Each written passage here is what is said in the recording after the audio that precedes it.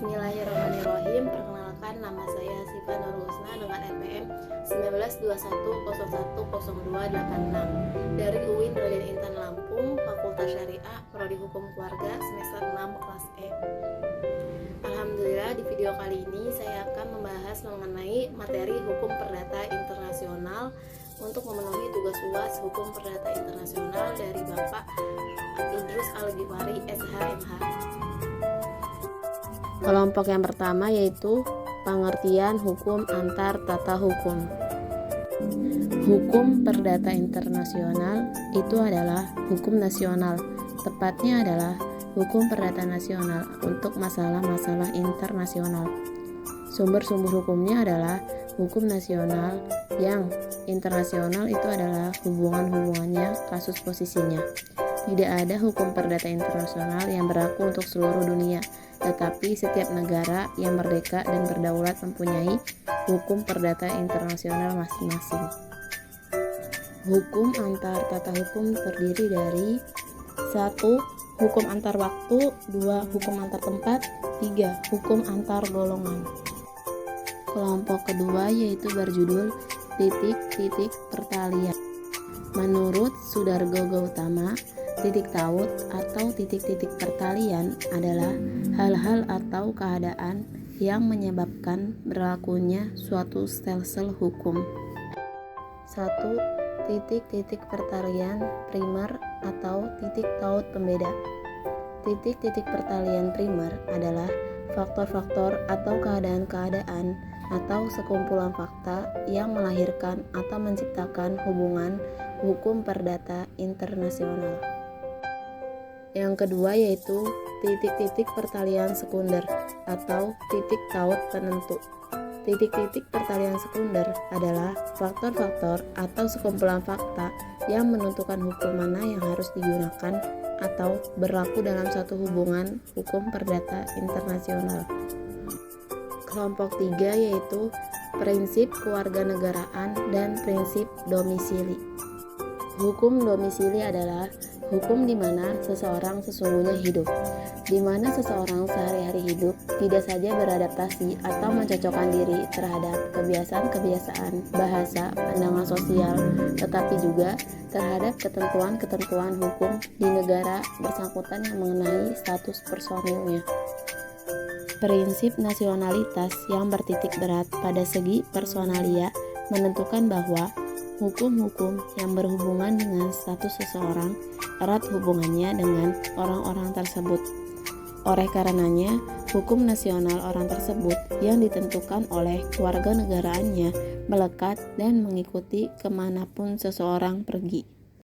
Sedangkan prinsip domisili bertitik berat pada segi teritorial, menentukan bahwa semua hubungan-hubungan orang yang berkaitan dengan soal-soal perorangan, kekeluargaan, warisan, atau status personil lainnya ditentukan oleh domisilinya. Oleh karenanya, prinsip ini menentukan bahwa setiap orang yang berada di dalam wilayah suatu negara dianggap tunduk pada hukum negara tersebut. Kelompok 4 yaitu penunjukan kembali atau renvoi. Renvoi adalah penunjukan kembali atau penunjukan lebih lanjut oleh kaidah-kaidah hukum perdata internasional dari suatu sistem hukum asing yang ditunjuk oleh kaidah hukum perdata internasional Lex Pori. Macam-macam renvoi. Yang pertama yaitu remission atau penunjukan kembali, yaitu proses renvoi oleh kaidah hukum perdata internasional asing kembali ke arah Lex Pori. 2. Transmission atau penunjukan lebih lanjut, yaitu proses renvoi oleh kaidah hukum perdata internasional asing ke arah suatu sistem hukum asing lainnya. Kelompok 5 yaitu kualifikasi. Kualifikasi ialah kegiatan melakukan penyalinan atau menggolongkan fakta-fakta atau peristiwa atau hubungan hukum ke dalam kotak-kotak hukum atau bagian-bagian hukum yang sudah tersedia. Kelompok 6 yaitu ketertiban umum. Ketertiban umum, lembaga dalam hukum perdata internasional yang memungkinkan sang hakim untuk menyampingkan hukum asing yang seharusnya diberlakukan sesuai dengan apa yang diatur dalam ketentuan hukum perdata internasional, karena dianggap bertentangan dengan sendi-sendi asasi hukum nasional sang hakim. Ketertiban umum hanya dipakai jika diperlakukan sekali sebagai ultimatum remedio. Jika terlalu banyak dipergunakan lembaga ketertiban umum ini, kita bisa dicap sebagai menganut res farisisme. Kelompok 7 yaitu penyelundupan hukum.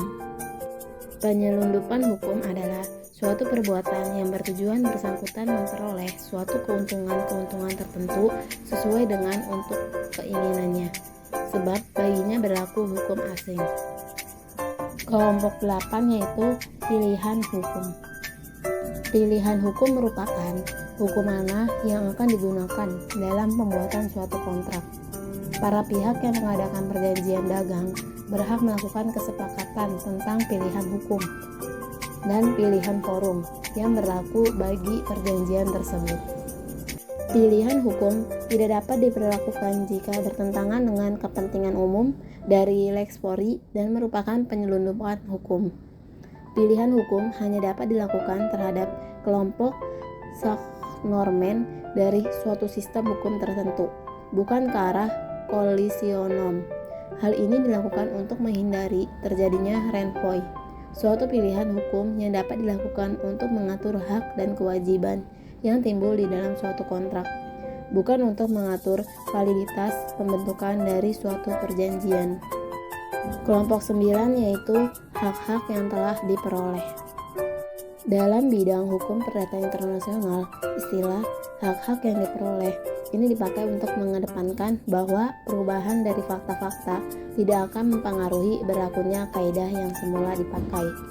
Masalah hak-hak yang telah diperoleh berhubungan erat dengan masalah ketertiban umum. Dikatakan hak-hak yang telah diperoleh ini justru adalah sebaliknya dari ketertiban umum. Dalam ketertiban umum, hukum perdata internasional, sang hakim sendiri kaidah-kaidah hukum perdata asing yang harus dipergunakan. Kelompok 10 yaitu persoalan pendahuluan. Persoalan pendahuluan dalam hukum perdata internasional adalah suatu persoalan atau masalah hukum perdata internasional dalam sebuah perkara yang harus dipecahkan terlebih dahulu sebelum putusan terhadap masalah hukum perdata internasional yang menjadi pokok perkara dapat ditetapkan oleh hakim. Kelompok 11 yaitu penyesuaian. Penyesuaian adalah terjemahan pengertian-pengertian hukum asing ke dalam bahasa hukum sendiri. Jika dirumuskan lebih jauh, maka suatu persoalan hukum perdata internasional di mana hakim telah menemukan hukum mana yang harus dipergunakan dan sering menemukan kesulitan jika hukum mana yang baik pengertian maupun isi sangat berbeda dengan sistem hukum nasional sang hakim. Hukum asing sering berlainan dengan hukum nasional sang hakim. Menghadapi persoalan demikian, maka hakim haruslah berikhtiar untuk memasukkan hukum asing itu ke dalam pengertian-pengertian hukum.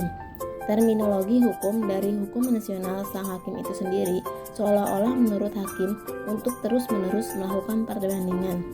Banyak para ahli dan penulis mempersoalkan apakah penyesuaian itu termasuk dalam persoalan hukum perdata internasional atau bukan, karena mereka beralasan bahwa penyesuaian itu baru timbul setelah hukum diberlakukannya suatu hukum atas persoalan hukum perdata internasional yang diketemukan.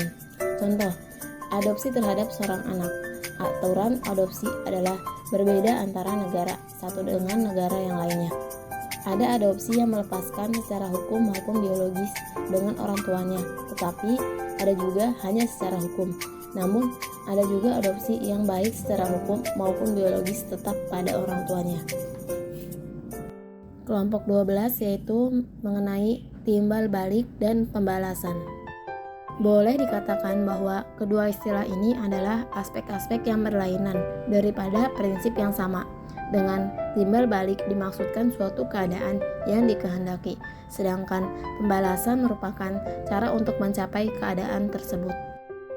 Kelompok terakhir yaitu mengenai pemakaian hukum asing. Pemakaian hukum asing tidak hanya hukum asing yang tertulis atau perundang-undangan saja, melainkan juga hukum tidak tertulis, yaitu hukum kebiasaan, jurisprudensi, dan doktrin atau pendapat para ahli hukum dari negara yang bersangkutan.